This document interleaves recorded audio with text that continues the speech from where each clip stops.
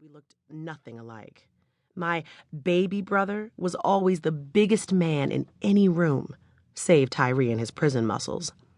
He'd been 6'7", 290 pounds, and solid since we were in high school.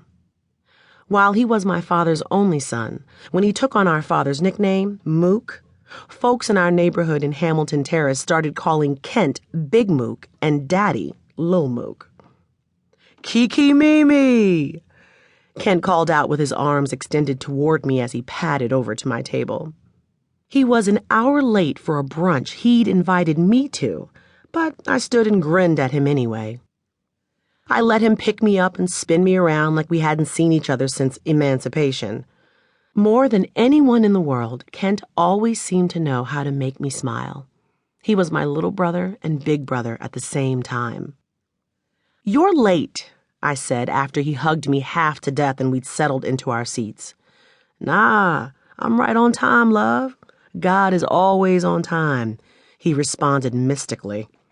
He joined the 5% Nation when we were in high school and still referred to himself as God. "Well, maybe God should be an hour early next time," I said. "Don't stress me. You've been late the last few times we were supposed to meet up, so don't play," he said, as our wide-eyed white waitress wearing a gold name tag spelling out Holly approached the table, licking her lips in his direction. "What you having to drink, Poppy?" she asked, all sexy in hipster hip-hop lingo. She had a huge wooden dagger in her ear, a thin gold ring in her nose, and a tattoo of a feather on her neck. She looked like one of those Montana-bred recent NYU grads who'd been sleeping with black men since she moved out of the dorms and into an overpriced studio in the newly gentrified Bed-Stuy I hated. "What are you drinking, Kiki?" Kent pointed at the glass in front of me. "A mimosa." I looked at him, perplexed. "Oh, that's what I want." Kent turned to the waitress. "Hook me up with a mimosa." "A mimosa," I cut in, correcting him. "Yeah, that shit, yo. Give me that shit." He grinned like he knew the classy order sounded odd coming from a black biker in Tim's and a crisp white tee. Hipster Holly skipped away in her Vans as I kept my skeptical eyes on Kent. "What you looking at?" he asked. "A mimosa." "You're drinking a mimosa?" "Yup, that's cool." "Whatever, Kent," I said.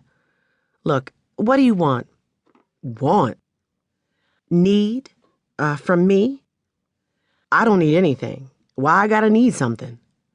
"Negro, please. You're ordering mimosas when I've never seen you drink anything but Heineken. You asked me out to brunch in Hell's Kitchen when you never leave Harlem. And you're being all nice to me. You have to want something. Just say it." I sat back and looked at little bits of skin peeling off of Kent's forehead. Then I noticed that he was a little darker than he'd been the last time I'd seen him at Aunt Sissy's second born-again baptism. The one thing we had in common was our clear sable complexion. Out here in the daylight, Kent looked a little more mahogany. "And is that a skin tan?" I added. "Sure is a tan." Kent grinned and sat back, taking his drink from the waitress.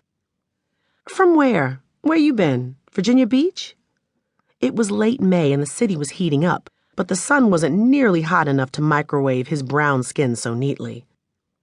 Holly came to take our orders. The desire she showed toward Kent matched only by the hatred beamed my way. We gave our orders, and he answered my question with too much enthusiasm. "I was in Rio de Janeiro." "Brazil? What were you doing in Brazil?" "A little vacay with the fellas. You know I gots to unwind.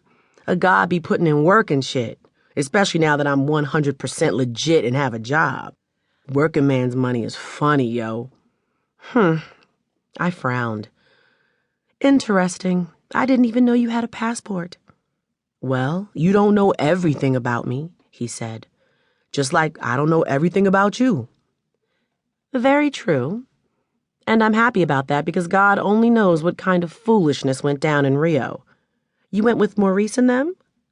Kent nodded with a huge smile. "I don't even want to think about it," I said, annoyed. "Why?" He pretended to be surprised at the look on my face. "Because everyone knows why men go to Brazil. And